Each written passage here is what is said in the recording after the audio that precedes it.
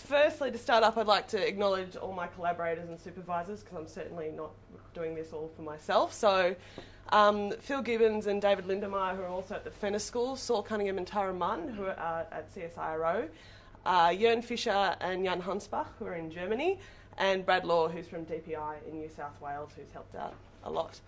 So to begin with, I'd just like to give a bit of background on stock routes, which is probably all old news to you guys anyway, but I'll run through it quickly. So they were established in the 1830s and the 50s prior to the broad-scale clearing that took place all across the southwest slopes where I'm concentrating. They were established so that drovers could walk stock to market and to new pastures, and they often followed the paths of least resistance, so low-lying areas of the landscape with reliable water, and perhaps not by coincidence, these were also the pathways that Indigenous people have been using for a very, very long time. They originally covered 2 million hectares, but that's now believed to be reduced to 60,000, and they were managed by 48 rural land protection boards until recently. They still are, sort of. So the network consists of the longitudinal stock routes, which are clearer, I guess, in the western side of New South Wales there. And then every 10 to 16 kilometres, there'd be a stock reserve, which was a reliable watering point that was usually fenced where the drovers could leave the stock overnight. And for my study, I'm focusing mostly on the stock routes. Their width is very variable, so they can range from 20 metres wide to several kilometres. Their grazing history is really variable, depending on where they are in the landscape. Some have been really heavily used and hammered, and others have been left relatively intact. And they sample the landscape really evenly across topographies and vegetation types. So unlike a lot of the reserve systems and remnant vegetation that have a bias towards sitting in on the crests and the ridges in the landscape, because it forms this large net across all of New South Wales, it samples everything. So the point I really want to press firstly, it's a combination of all these unique factors that make the TSR network so valuable. It's because they were established prior to clearing is why that they contain some of the best remaining remnants of grassy boxwood land ecosystems today. So just to give you an idea, these are some aerial photos of stock routes which show variability in both widths. So some are very wide, some are narrow, some cover woodlands, some grasslands, some are more densely wooded and forests. And these all occur within my study region. So to go through some of the values of the stock route network, which I think need to be reiterated again. So there are values to society. They can be used, as you were alluding to before, as a seed bank for bioprospecting. People use them for recreation, for fishing and horse riding quite commonly. They contain European and Indigenous heritage values, also for tourism and farm visits. So the photograph you can see up the top there in the Wed Shire Council where I work, they've got a Wed and Bird Trails program which aims to attract tourists to the region through birding. There's someone collecting seed. They're also commonly used as apiary sites because they contain such good vegetation a lot of the time. They also have values for agriculture because, of course, people use them as a source of feed during times of drought. They can be used as refuges for fire and flood. Because they harbour beneficial species, often they're a source of pollinators and species that will control crop pests. And finally, they've got this biological value. So they act as a source of connectivity between larger patches.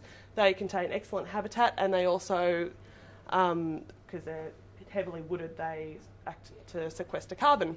So just to focus on that connectivity point quickly, I'd just like to highlight the fact that big bucks overseas and here go into these restoring landscape connectivity. So over in the US, they've got the Yellowstone to Yukon project, millions and millions of dollars, hundreds of partners trying to restore landscape connectivity. Here in Australia, close to home, we've got the Gondwana link over in WA, Great Eastern Ranges in New South Wales. So it's all about connectivity at the moment and trying to restore it. And we've got this connectivity here in New South Wales, or pre-existing pretty much.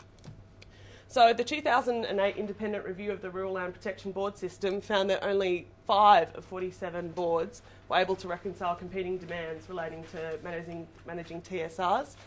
And because of this, they recommended that the management of the stock route network be ceded back to the New South Wales Department of Lands. And since then, the Department of Lands have come out and said disposal through sale may be an appropriate outcome for a restricted number and area of TSRs. What restricted number and area means exactly, I'm not sure. But so it's a viable option to sell them off, basically.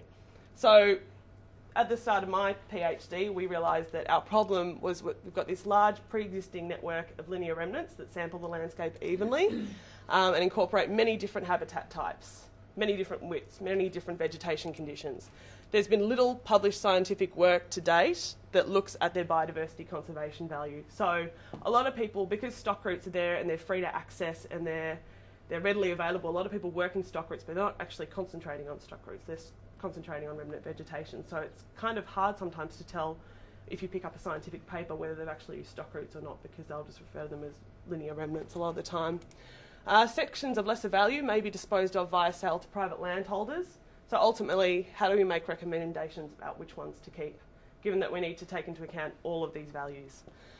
So for my project, the anticipated outcomes is, firstly, I'd like to do, well, I am doing at the moment, a full literature review of the scientific and also the grey literature that's out there, that many, many people have said before that stock routes have all these values. It just hasn't necessarily been articulated in one readily available resource. So I'd like to get all that together and also include a mapping exercise, which I'll talk about in one moment. There'll be 3 papers published on the value of stock routes to 3 beneficial taxonomic groups and which characteristics of stock routes make them good habitat. And then finally, we're going to run an exercise prioritising sections of the TSR network for conservation using decision support tools and validate that against empirical field data. So I'll go through each of these one by one now. So firstly, what are the values of the network? Well, I showed them to you just before, but basically we're going to combine a mapping exercise which will be based on Andrew's data, which has just been invaluable, talking about the network's extent, the vegetation types, the topography it covers, how much woody vegetation is contained within it, and these unique features. So things, again, which we all know, but no one's actually come up with the metrics to say there's this much woody vegetation in the stock route network. So we'd like to cover that. And also we've collected 104 different pieces of literature which talk about the values of the network. We'd like to review them. They include the scientific literature, but also government reports, conference proceedings, books, consultant reports. There's all sorts of things that talk about stock routes. So secondly, I'd like to look at how wildlife are actually using the network. So we've broken this study down into 3 key questions, and the first is, what is the habitat value of a stock route compared to a paddock? In a way, it's sort of a paddock because they're grazed anyway, but they're kind of unique. So we'd like to look at, if you've got a paddock and a stock route, how do they compare in terms of species richness, species activity, and community composition? The second question we're looking at is, what characteristics of stock routes make them valuable for conservation? So should we be prioritising stock routes that are wide, or that have lots of trees, or that are really shrubby, or that have lots of native vegetation, or are close to pre-existing reserves, so that sort of landscape context that Paul was talking about before. And then finally, how do stock routes influence wildlife use of adjacent farmland? So if you're a farmer with a paddock, are you going to get more visitors to your farm if you're next to a narrow stock route or a wide stock route? Or is it better to be next to a degraded stock route maybe? Or is this all completely dependent on what land use you've got in your paddock? So we'd also kind of like to step away and look not only at the stock routes but also surrounding agriculture, because I think the support of the agricultural community is going to be so important in conserving these stock routes. So the first question was which taxa to survey and model.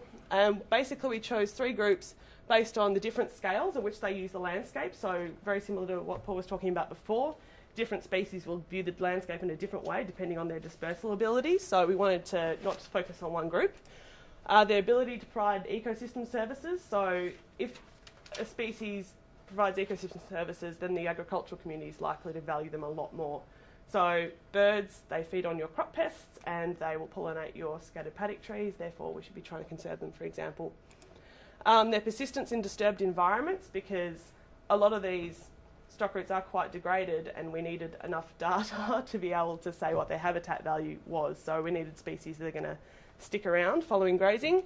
And finally, our ability to survey them effectively and efficiently. This is only a 3-year project and we knew we'd only have 1 field season per taxonomic group, so we had to take that into account. So they were woodland birds, native bees and the insectivorous microbats. So I'll go through each of these groups quickly now. The study design within the state, this was for an international audience, so I just had to point out where New South Wales was. I'm not sure if you can see it well enough there, but little red dots are my study sites, so it's sort of within the southwest and central west slopes region. And on the ground they look a bit like this. So they stretch from Forbes to Cootamundra. There's 32 of them in total, and at each of those dots there's a TSR and a paddock that I work in. So the whole region stretches about 100 k's west to east and 150 k's north to south. So it's a fair chunk of New South Wales that we're looking at here. The study design, we conducted wildlife and vegetation surveys both within the stock route and then 100, 200 and 400 metres from the stock route. We chose those distances because we were hoping to capture any dispersal limits or thresholds that within the paddock. So some bird species, for example, might only be willing to move 100 metres out of that stock route and they won't go the full distance into the paddock. We also sampled, of those 32 TSRs, they were broken into condition and width categories. So there were 8 narrow intact, 8 narrow degraded, 8 wide intact and 8 wide degraded. So that gives you a bit of an idea what they look like on the ground.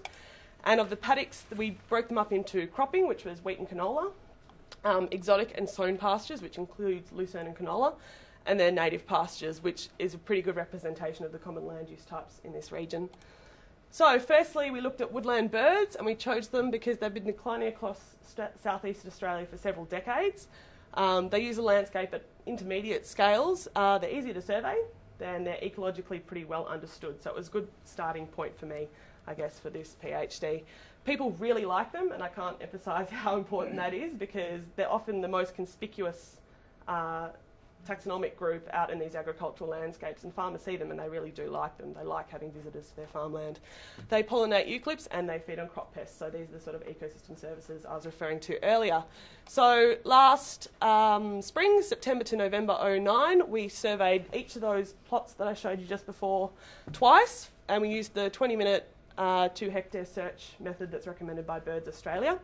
Everything seen or heard was recorded, and we also conducted a full set of vegetation surveys. So in each of those plots we measured all the trees, looked for hollows, looked for mistletoe, looked for peeling bark, measured all the logs, looked at shrubs, ran transects on the native and versus non-native ground cover, that sort of